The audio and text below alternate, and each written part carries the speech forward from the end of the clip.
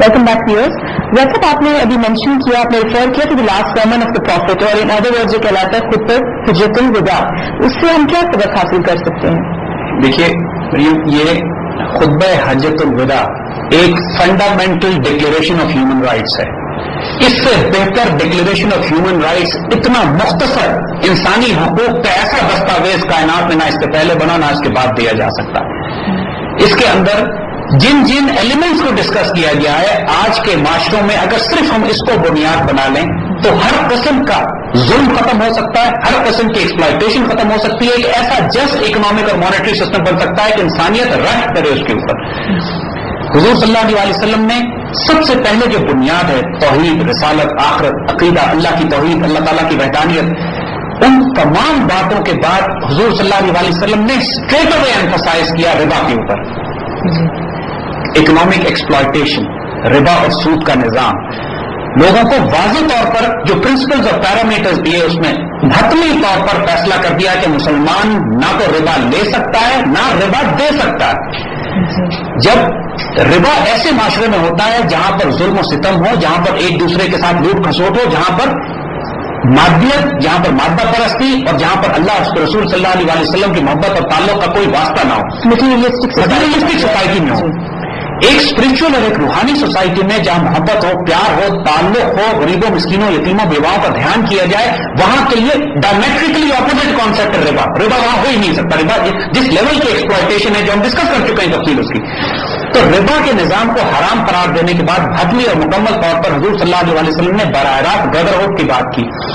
آپ نے فرمایا کہ مسلمان بھائی بھائی ہیں, یعنی ایک مسلم سوسائٹی میں جو بردرہوڈ ہے جو آپ نے قائم فرمائی, جو آپ نے اس کانسیپٹ کو ریوائز کیا کہ جو آپ نے مدینہ ہجرت کرتے وقت مکے سے جو ہجرت کر کے مسلمان مدینہ پہنچے تھے تو وہاں آپ نے مواقعات کا کانسیپٹ قائم کیا تھا. مواقعات یعنی بردرہوڈ, کہ ایک مکہ کے مسلمان کو اور ایک مدینہ کے مسلمان کو آپس میں ساتھ کھڑا کر کے بھائی بنا دیا تھا, اور اس سے کہا تھا کہ تم اپنے بھائی کی مدد کرو, کیونکہ وہ مہاجر تھے, ان کے پاس کچھ نہیں تھا. وہی انصار تھے جن کے پاس مدینے میں کچھ وراثت تھی, کچھ جائیداد تھی, اور ان کو حق دیا ایک دوسرے کا تم اس طرح خیال کرو گے جیسے اپنے سگے بھائی کا تم خیال کرتے ہو. اور یہ مواقعات اتنی مضبوط تھی کہ ہم صرف ایک مثال آپ کو حضرت مصعب بن عمیر کی دیتے ہیں کہ جو جنگ بدر میں جن کا بھائی کافروں کی طرف سے گرفتار ہوئے, اور حضرت مصعب بن عمیر مسلمانوں کی طرف سے تھے, اور جب ان کے بھائی کو گرفتار دیکھا, اپنے سگے بھائی کو انہوں نے گرفتار دیکھا, تو اپنے اس مسلمان بھائی سے کہا کہ اس کو اچھی طرح گرفتار کرو, اچھی طرح اس کو پکڑو, کیونکہ اس کی ماں بہت امیر ہے, تمہیں بڑے پیسے دے گی, بڑا رینسم دے گی اس کو چھڑانے کے لیے. تو ان کے سگے بھائی نے اعتراض کیا کہ تم میرے سگے بھائی نہیں ہو. تو حضرت مصعب بن عمیر نے کہا نہیں, میرا خون کا کوئی رشتہ نہیں ہے, میرا سگا بھائی وہ ہے جو اللہ کے رسول پر ایمان لاتا ہے. یہ بردرہوڈ تھا, یہ وہ مواقعات تھی. اس کا تاکید فرمائی حضور نے ایک اسلامی معاشرے میں خطبہ حجۃ الوداع میں, اور ساتھ ساتھ بہت واضح فرما دیا ہے کہ تم اپنے معاشرے میں سوشل ایکسپلائٹیشن, اکنامک ایکسپلائٹیشن, یعنی آج کی زبان میں اگر ہم اس کو مفہوم بیان کریں تو وہ یہ ہے کہ ایک دوسرے کی گردنیں مارنا, تمہاری جان, تمہارا مال, تمہاری پراپرٹی سب حرام ہے ایک دوسرے کے اوپر. خبردار ظلم اور زیادتی سے اس کو نہ لوٹنا, ظلم اور زیادتی کے ساتھ اس کو نہ لینا جب تک مسلمان بھائی تمہیں اجازت نہ دے. دیکھیے ربا کے نظام کی بنیادی ایکسپلائٹیشن کے اوپر ہے, ہر چیز کا یہاں خاتمہ کیا گیا.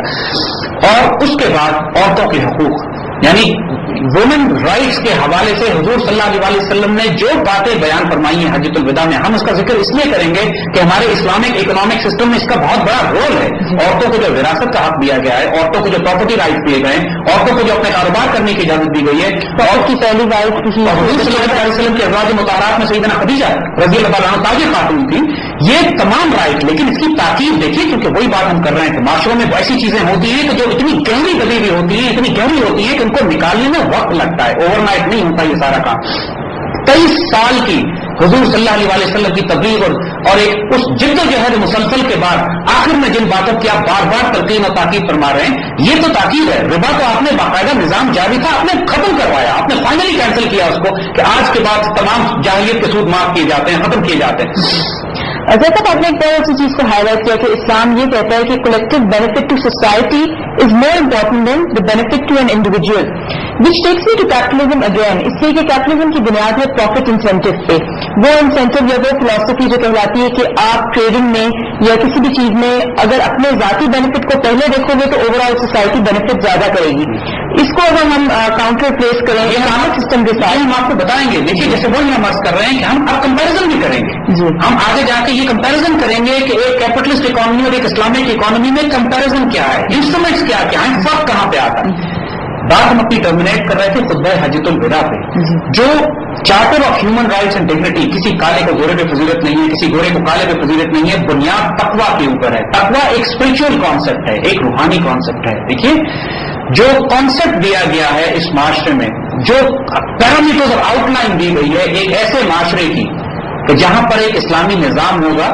اسلامی اکنامک سسٹم ایک معاشرے سے آئسولیشن میں نہیں اپلائی کیا جا سکتا. وہ ایک ایسے معاشرے میں اپلائی کیا جا سکتا ہے جو ایک اسلامی معاشرہ ہو. وہ ایک ایسا معاشرے میں جو ایک روحانی معاشرہ ہو، ایک ایسا معاشرہ ہو کہ جہاں پر لوگ اللہ اور اس کے رسول صلی اللہ علیہ وسلم کی تمام احکامات کو ماننے پہ تیار ہوں.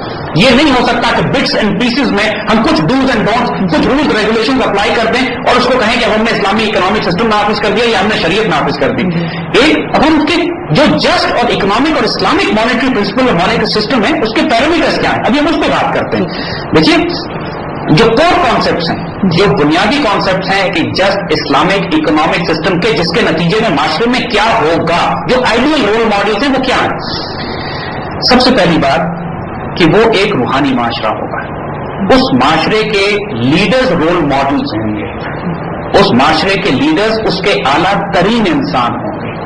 اس معاشرے کی جو قیادت ہوگی یہ وہ ہوگی کہ جو ایک محبت کرنے والے شفیق باپ کی طرح پورے معاشرے کی ذمہ داری اٹھائے گی. یہ وہ لوگ ہوں گے کہ جن کے جسم پہ اگر 2 چادریں آ جاتی ہیں تو ایک گڑیا بھی سوال کر سکے گی کہ ہم سب کو ایک چادر ملی ہے تو آپ کو 2 چادریں کہاں سے ملی ہیں. یہ وہ امیر ہوں گے اس ریاست کے، یہ وہ امیر ہوں گے اس مکمل اسلامک نظام کے کہ جب چراغ جلا کر رات کو کام کر رہے ہوں اور ان کا ملازم آ جائے تو پہلے ملازم سے وہ یہ پوچھتے ہیں کہ ذاتی کام ہے یا سرکاری کام ہے، اور اگر ذاتی کام ہے تو چراغ بجھا دیتے ہیں کہ یہ چراغ مجھے سرکاری کام کے لیے دیا گیا تھا. جہاں ایمانت کا اور دیانت کا یہ معیار ہوگا وہ مکمل طور پر ہم اس اسلامی معاشرے کو کہیں گے کہ یہ اب اسلامی سوسائٹی اس قابل ہے کہ اسلامک اکنامک سسٹم کے تمام اثرات اور ثمرات اور اس کے تمام پھل سمیٹ سکے.